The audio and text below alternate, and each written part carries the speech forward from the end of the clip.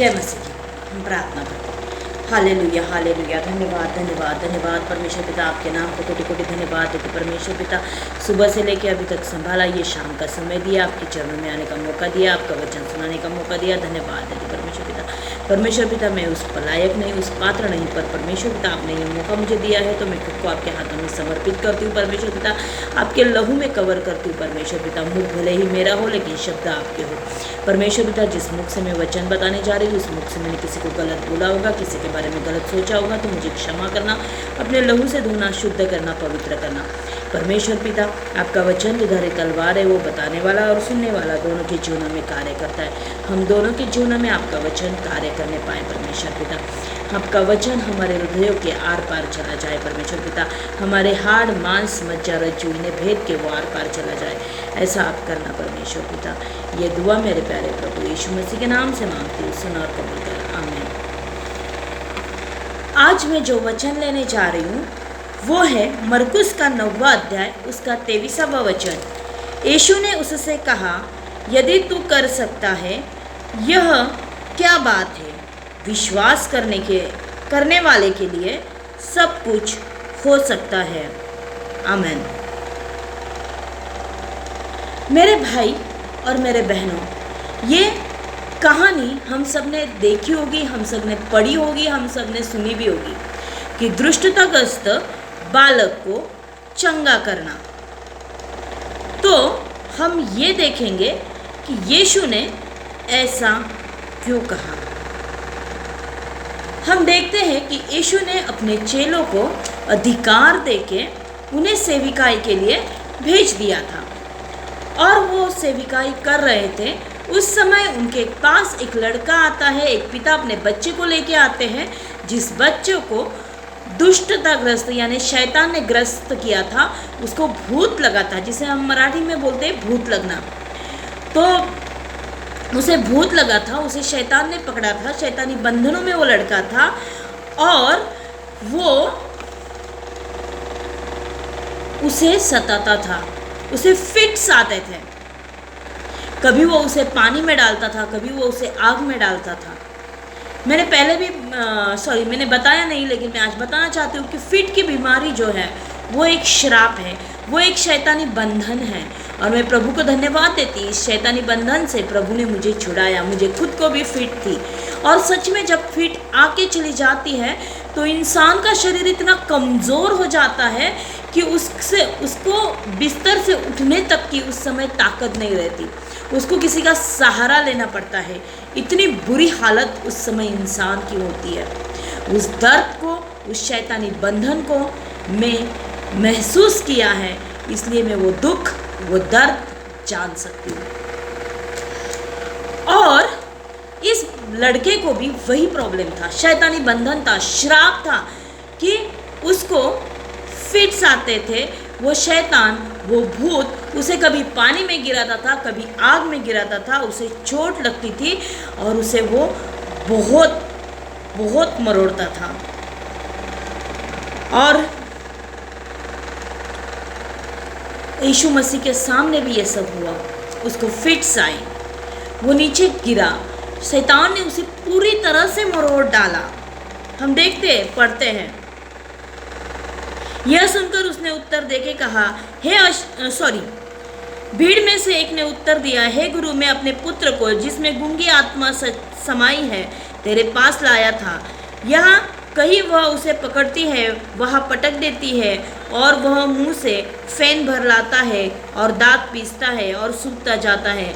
मैंने तेरे चेलों से कहा कि वे उसे निकाल दे, परंतु वह निकाल ना सके, वे उसे निकाल ना सके। उस समय यीशु मसीह ने चेलों से कुछ नहीं कहा, बल्कि उस पिता से कहा, हे अविश्वासी लोगों, मैं कब तक तुम्हारे साथ रहूँगा और कब तक तुम्हारी सहूँगा, उसे मेरे पास लाओ। हे अविश्वासी लोगों, मैं आपसे यही कहती हूँ भाई बहन, बार बार, कि आपके जीवन में चमत्कार आपके विश्वास से होता है। मैंने एक मिनिस्ट्री में, बड़ी मिनिस्ट्री में काम कर चुकी हूँ। मैंने देखा है, मैंने ऐसी फैमिली भी देखी है, ऐसी फैमिली में प्रेयर मीटिंग ली है कि जहाँ पे मैं सालों साल मीटिंग लेते हैं, आज भी वहाँ पे मीटिंग्स होती है, लेकिन उस घर में, उस बच्ची में कोई चेंजेस नहीं हुआ। क्यों नहीं हुआ? वो खुद चर्च जाते हैं, क्यों नहीं हुआ? उनके विश्वास की कमी की वजह से। उस कलीसिया में, उस मिनिस्ट्री में बहुत से लोग आते, लाखों लोग आते, सबके ही जीवन में कार्य नहीं होता। कार्य उन्हीं लोगों के जीवन में होता है जो विश्वास के साथ उस ब्लेसिंग मीटिंग को अटेंड करते हैं। और कई बार परमेश्वर कार्य खुद की महिमा के लिए भी करता है, जैसे उसने मेरे जीवन में किया। वो अगर किसी को चुनता है तो उसके जीवन में वो कार्य करता है। मैंने परमेश्वर से कभी प्रार्थना नहीं करी, कभी विनती नहीं की कि परमेश्वर मुझे फिट से चंगाई दे, क्योंकि मैं जानती थी, मुझे डॉक्टर ने बताया था कि मेरी फिट्स चंगी नहीं होगी, मुझे जीवन भर दवा ही लेनी पड़ेगी, और दवाई लेके भी मुझे फिट्स आती थी। और इसीलिए मैंने कभी भी परमेश्वर से प्रेयर नहीं की कि मेरे फिट्स चंगे हो जाए।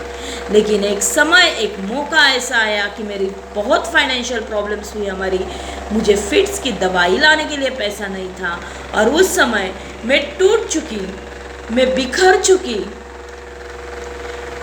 मैंने सैटरडे संडे तो दवा ली, लेकिन मैंने मंडे को प्रभु से कहा, 17 फरवरी 2017 का वो दिन, मैंने प्रभु से कहा, प्रभु अभी मुझसे नहीं होता, मुझे बहुत तकलीफ होती है, मुझे बहुत दर्द होता है, मैं दवा लेके भी मुझे फिट्स आती है, और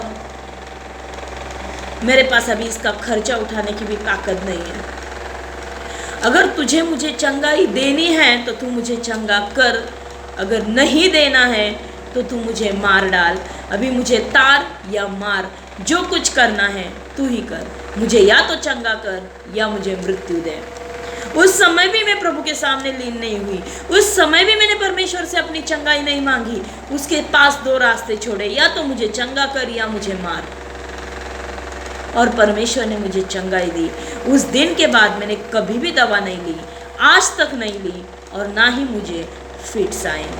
मेरे भाई बहनों, परमेश्वर का वचन कहता है, यीशु ने उससे कहा कि हे अविश्वासी लोगों, मैं कब तक तुम्हें बर्दाश्त करूं?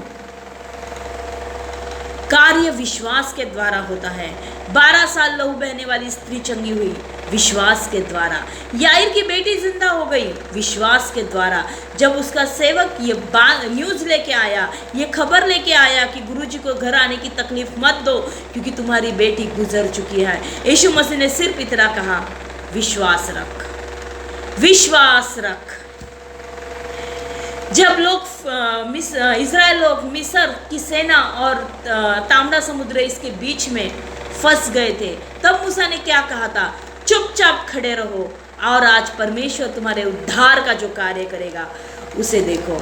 चुपचाप खड़े रहने का मतलब ही है विश्वास के साथ खड़े रहो, आज परमेश्वर तुम्हारा उद्धार करेगा।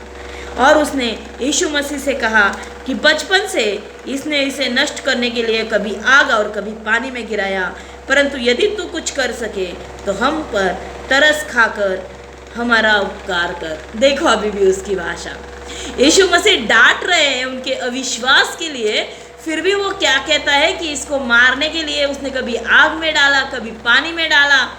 अगर तुझे हम पे तरस आता है और तू कर सकता है तो कर। हमारी प्रार्थना भी ऐसी होती है, हम प्रार्थना तो करते, प्रार्थना करके उठ भी जाते हैं और वापस हम घर में वही डिस्कशन करते हैं, वापस हम घर में वही निगेटिव बातें करते हैं। जैसे अगर घर में कोई हॉस्पिटल में बीमार है, हम उसके लिए प्रार्थना करते, दुआ करते, विनती करते, और वापस हम घर में थे, अरे इसके लिए और कोई हॉस्पिटल जाना पड़ेगा क्या, और किसी डॉक्टर को दिखाना पड़ेगा क्या, मुझे लगता है मुझे सेकंड ओपिनियन लेना पड़ेगा। तो कहाँ गया आपका भाई विश्वास, कहाँ गया बहन आपका विश्वास?